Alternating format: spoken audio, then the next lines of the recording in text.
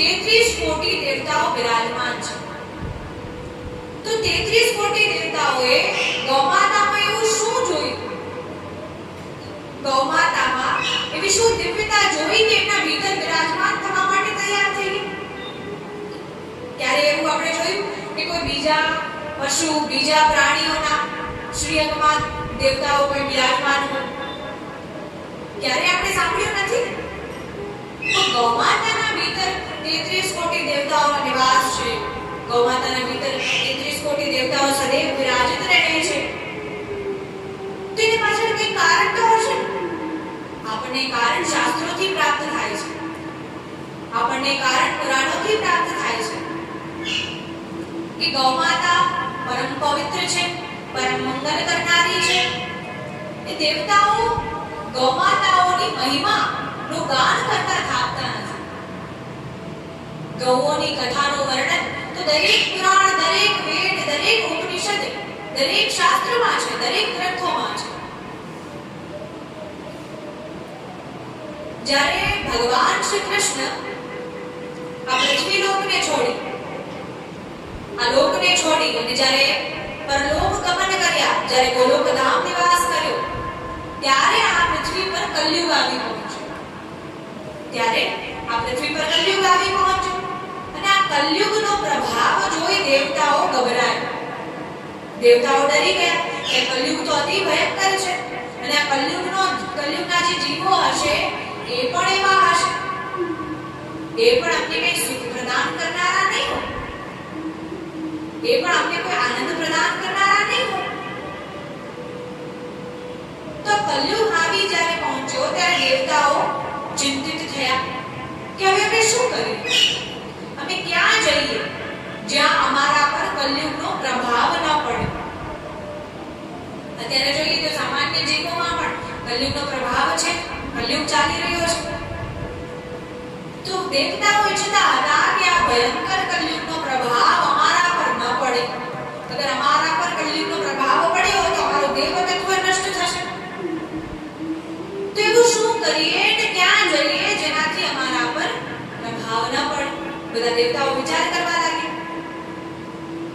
ત્યારે બધા દેવતાઓ ભગવાન વિષ્ણુ પાસે પહોંચ્યા અને વિષ્ણુ ભગવાન પાસે જઈ અને પ્રાર્થના કરવા લાગ્યા કે હે પ્રભુ, કલયુગ આવી પહોંચ્યો છે અને આ કલયુગ વિશે જેટલું અમે જાણ્યું છે, જેટલું સાંભળ્યું છે, એના કરતા પણ ભયાનક કલયુગ છે.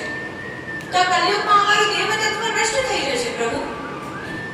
તો એવું કોઈ સ્થાન બતાવો, એવું કોઈ પવિત્ર સ્થાન બતાવો જ્યાં જઈને નિવાસ કરીએ અને ત્યાં અમારા પર કલયુગનો પ્રભાવ ન પડે.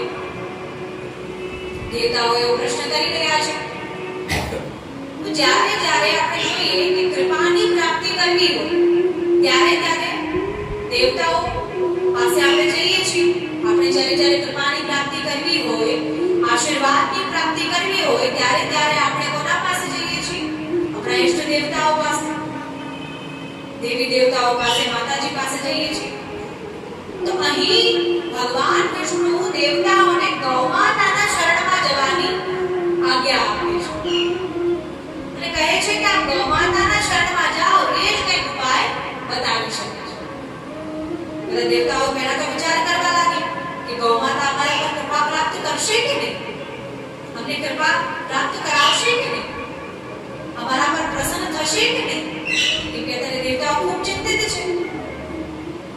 ત્રેતા યુગમાં, સતયુગમાં, દ્વાપર યુગમાં આપણને જે પુણ્યો યજ્ઞ કરવાથી પ્રાપ્ત થતા હતા, હવન કરવાથી પ્રાપ્ત હતા, જપ તપ આદિ કરવાથી પ્રાપ્ત થતા હતા, એ બધા પુણ્યો કેવલ અને કેવલ કલયુગમાં ભગવાનનું નામ સ્મરણ કરવા માત્રથી પ્રાપ્ત થાય છે. અને એમાં પણ ગૌમાતાનું નામ સ્મરણ કરીએ તો એ તો અતિ ઉત્તમ છે. કલયુગ જ્યારે આવી પહોંચ્યો ત્યારે દેવતાઓ ચિંતિત થયા અને ભગવાન વિષ્ણુ પાસે આજ્ઞા માંગી અને ગૌમાતા પાસે પહોંચ્યા. ગૌમાતાની સ્તુતિ કરવા લાગ્યા. ગૌમાતાની સ્તુતિ કરવા લાગ્યા ત્યારે ગૌમાતા પણ ખૂબ પ્રસન્ન થયા. ગૌમાતાની સ્તુતિ કરી અને એમને વારંવાર પ્રણામ કર્યા, નમસ્કાર કર્યા અને તે ખૂબ ચિંતિત છે. ત્યારે વિષ્ણુ ભગવાન પણ ત્યાં બિરાજિત હતા. ત્યારે હજી ગૌમાતા પ્રગટ થયા નથી. હજી ગૌમાતા દેવતાઓની સ્તુતિથી પ્રસન્ન થયા નથી. ત્યારે વિષ્ણુ ભગવાન દેવતાઓને કહી રહ્યા છે કે હે દેવતાઓ અને હે ઋષિમુનિઓ, આપ સૌ ગૌમાતાના શ્રીઅંગ પર બિરાજમાન થાઓ. ગૌમાતાના શરીરમાં નિવાસ કરો. કેમ કે આ સર્વ જગતમાં, આ સમસ્ત સંસારમાં ગૌમાતાનું શ્રીઅંગ જ એટલું પવિત્ર છે, એટલું મંગલ કરનારી છે ગૌમાતા, અને એનું શ્રીઅંગ તો એટલું પવિત્ર છે કે એમાં તો પાપનો લેશ માત્ર પણ નથી. અને ગૌમાતા એટલી પતિત પાવની છે, પાવન કરનારી છે કે ગૌમાતા પર ક્યારેય કલયુગનો પ્રભાવ પડશે નહીં.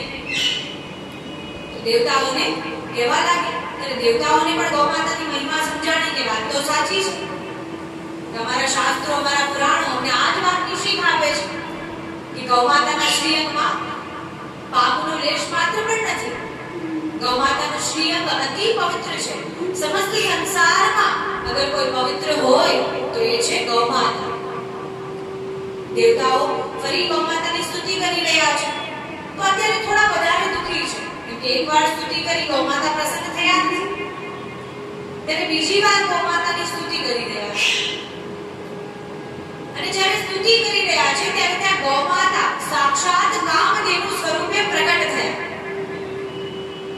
થયા અને દેવતાઓ, સમસ્ત દેવતાઓ એમને પ્રણામ કર્યા, એમને નમસ્કાર કર્યા, એમની વંદના કરી અને એમને કહ્યું કે હે ગૌમાતા, હે કામદેવ રૂપિણી, અમને આપના શ્રીઅંગમાં બિરાજમાન કરો.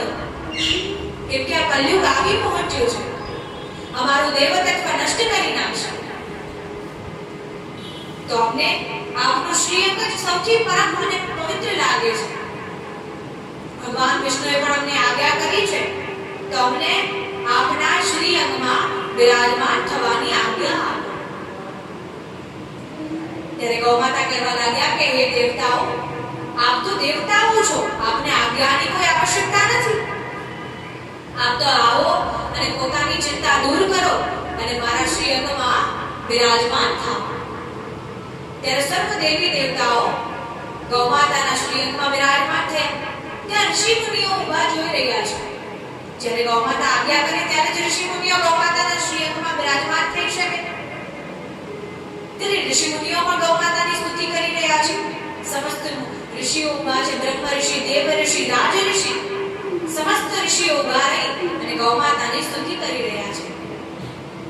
ગૌમાતાની સ્તુતિ કરી રહ્યા છે. સમસ્ત પિતૃઓ ત્યાં બિરાજમાન છે અને પિતૃઓ પણ ગૌમાતાની સ્તુતિ કરી રહ્યા છે. આપણા જે બધા પૂર્વજો હતા એ બધા પૂર્વજોએ પણ ગૌમાતાની સ્તુતિ કરેલી છે.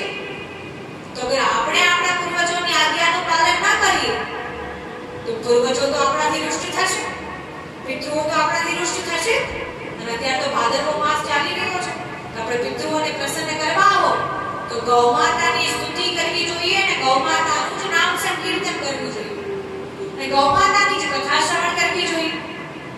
કેમ કે આ ગૌ કથાનો મુખ્ય હેતુ, ગૌ કથાનું મુખ્ય પુણ્ય જોઈએ તો એ જ છે કે સર્વ પિતૃઓને મોક્ષ આપનારી અને સર્વ પિતૃઓને પ્રસન્ન કરનારી છે.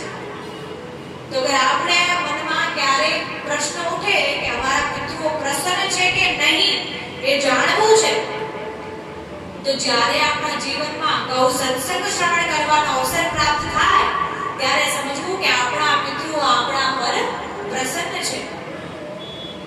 નહીંતર આ ગૌ કથા વિશે તો આપણે કેટલી વાર સાંભળ્યું હોય તો ક્યારેય કથાને શ્રવણ કરવા પહોંચી શક્યા હોય નહીં. અહીં ગુજરાતમાં તો બહુ ઓછી થાય છે.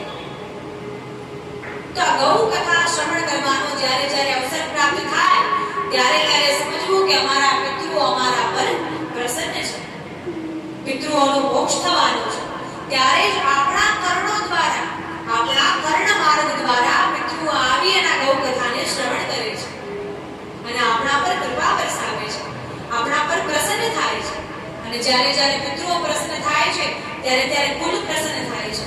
અને જ્યારે કુલ પ્રસન્ન થાય છે ત્યારે કુલના સર્વ સ્ત્રી પુરુષો મનુષ્યો બધા પ્રસન્ન થાય છે, બધા મનુષ્યો, બધા જીવો પ્રસન્ન થાય છે. તો અહીં દેવતાઓ તો ગૌ માતાના શ્રીઅંગમાં બિરાજમાન થઈ ગયા. તો ઋષિ મુનિઓને ભગવાન વિષ્ણુએ કહ્યું કે આપ જઈને શુકતાલમાં બિરાજમાન થાઓ. શુકતાલ એટલે સુખદેવજી મુનિ મહારાજનું પ્રાગટ્ય સ્થાન. તો આપ જઈને શુકતાલમાં બિરાજમાન થાઓ અને એ જ શુકતાલમાં 77 ગૌ માતાઓ પ્રગટ થઈ અને આપની પ્રતીક્ષા કરી રહી છે. એ સમસ્ત ઋષિ મુનિઓની પ્રતીક્ષા કરી રહી છે. ત્યારે સમસ્ત ઋષિ મુનિઓ જઈને શુકતાલ પધાર્યા અને શુકતાલ પધારી અને ગૌ માતા જે 77 ગૌ માતાઓ હતા એ બધાના આશીષ પ્રાપ્ત કર્યા. અને ત્યારથી એવું માનવામાં આવે છે કે ગૌ માતાના ભીતર સમસ્ત દેવી દેવતાઓ બિરાજમાન છે. ગૌ માતાના ભીતર આપણા પિતૃઓના પણ દર્શન કરવા. ગૌ માતાને ક્યારે તકલીફ આપતી નહીં, ક્યારે એમને પીડા આપતી નહીં. અગર આપણે એમને પીડા આપીશું, આપણે એમને તકલીફ આપીશું